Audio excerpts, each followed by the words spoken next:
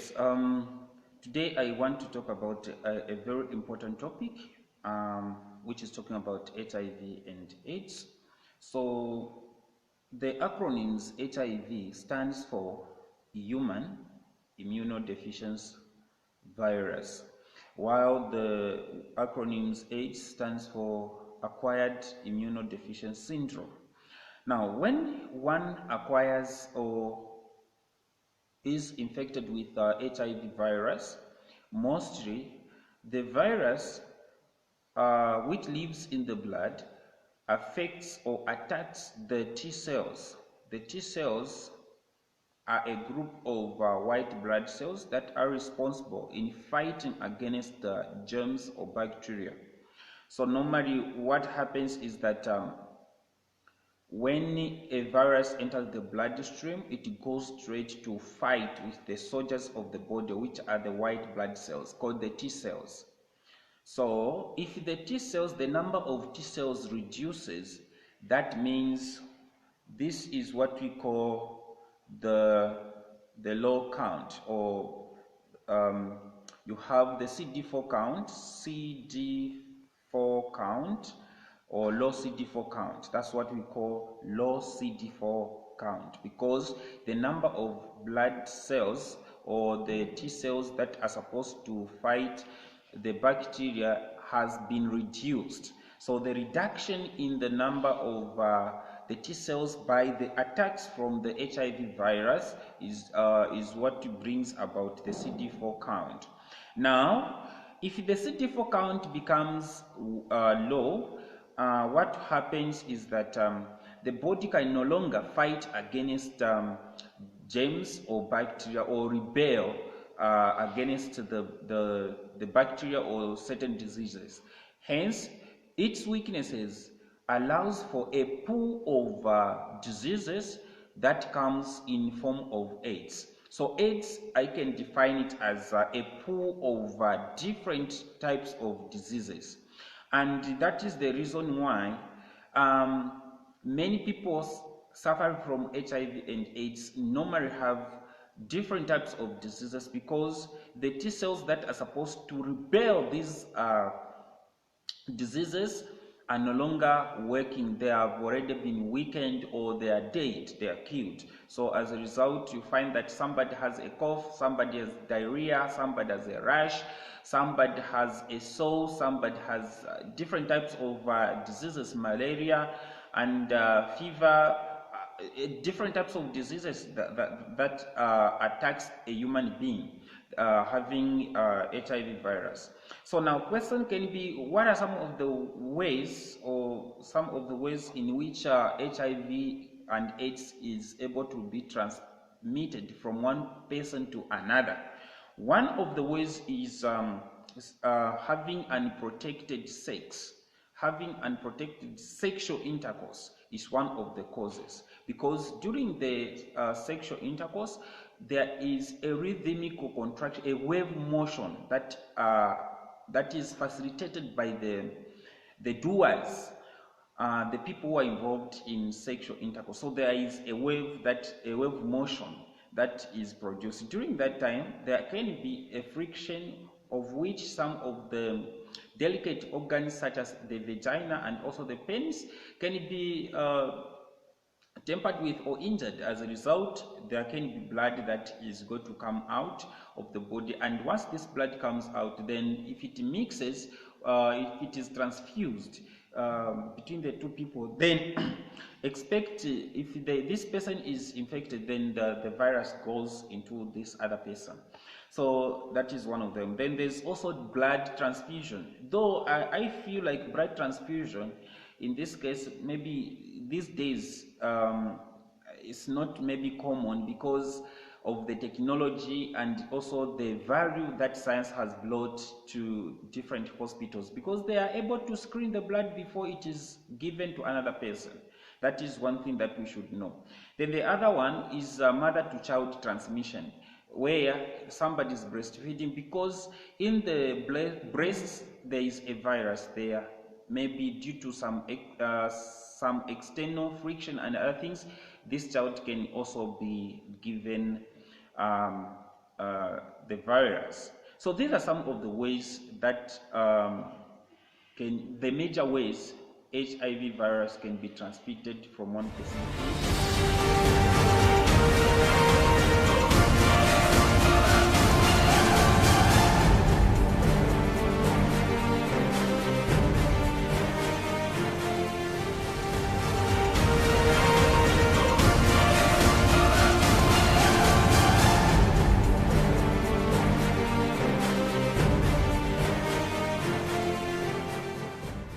So let us now look at some of the ways in which we can prevent the spread of HIV and AIDS from one person to another. So one of the ways is to be faithful to your partner. So be faithful to your partner is one of the ways in which you can prevent the spread of HIV and AIDS. The other one is abstinence. The ability or the choice one makes not to have sex before marriage. Or if you have, like I've said, faithfulness, if you have got, you are married, you are not supposed to have sexual intercourse with multiple people, and also the use of condom. So in case you encounter a temptation of having more sexual partners, use a condom, because a condom is going to be a preventative for HIV infection. Though we have different types of HIV, there is also papillomavirus. It is also a condition like HIV that affects almost the whole body. So somehow it might have chances of passing through tiny holes of the condom and infect you. So that's the reason why abstinence is recommended, because you cannot have it like that. Now, the other question I encountered in my inbox is somebody was trying to find out whether or not an HIV couple, if they have chances of having HIV negative child. So my answers to this is that there are two ways or two answers I'm going to give. The first answer is that chances of a child being born with HIV and AIDS are there, in the sense that during labor, when they are separating the mother from the baby, when they are cutting, they might come in contact with the HIV infected blood stream, and this blood can transfuse or can enter into the baby's child blood. So as a result, a child is born with the virus. Then also there are many ways a child can acquire some body fluids from the mother, and then they become infected. Away from this, maybe to shorten the issue of whether or not a child can be born with HIV if the parents are HIV positive. Now, let's look at the other answer. The other answer is the child cannot also be born with HIV virus if parents are HIV positive. The reasons are as follows. One, in the sperm cells, there is no virus present there. The only thing that is present is the nucleus and also the other genetic factors. So the child comes becomes prone to HIV and AIDS during the time of delivery, during the time of breastfeeding, during the time people are kissing, when they have both have got sores in their body, when they have got bruises on their bodies and also in their mouths. If they are able to bleed blood, it means that there are also high chances of them giving the virus to the next person. So those are some of the ways in which HIV and AIDS or HIV virus can be transferred from or can be spread from one person to the other.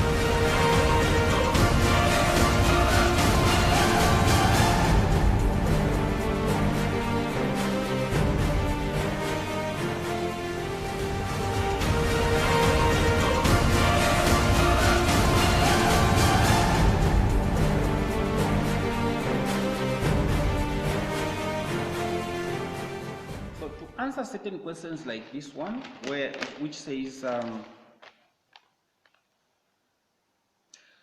can a couple having HIV and AIDS have a baby, and this baby becomes negative? The answer is that yes, they can, because what they can do is to seek medical professions where both male and female go, or a couple decides to go and seek medical advice from medical practitioners. These people are professionals. They are going to give you a professional medical advice where they ask you to insert the semen in the woman's vagina using special instrument during the time of ovulation. And if chances are that the egg has been released, then the sperm cell is going to fuse into the egg, and once that fusion occurs, fertilization takes place. And once fertilization takes place, the answer is that the zygote is going to be formed, which will later transform into the embryo, and the embryo further transforms itself into the fetus, and the fetus transforms itself into a child or a baby or an infant. So these are some of the ways in which or some of the things that we should consider to say even them they can have the child, provided they seek medical professional advice.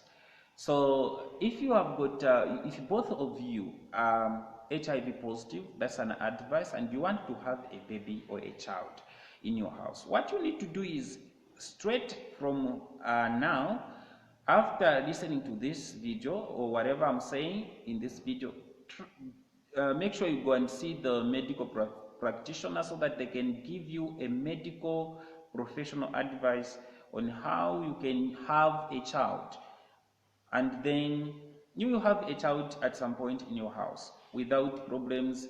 And remember, it is the partner at some point. This is another question.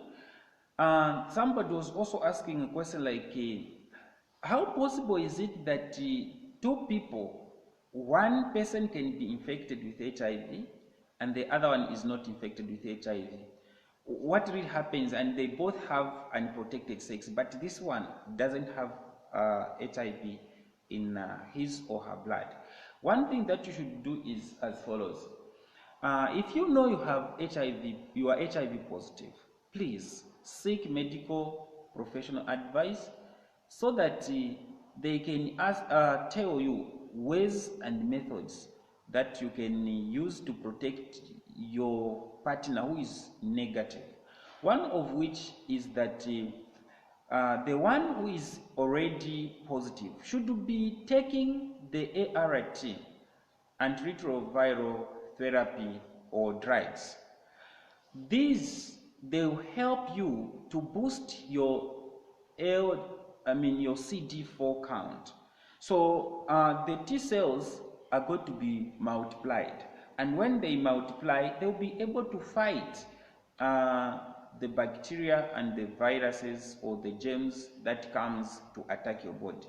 So that is the only thing that you can do to help prevent the spread of HIV to your partner.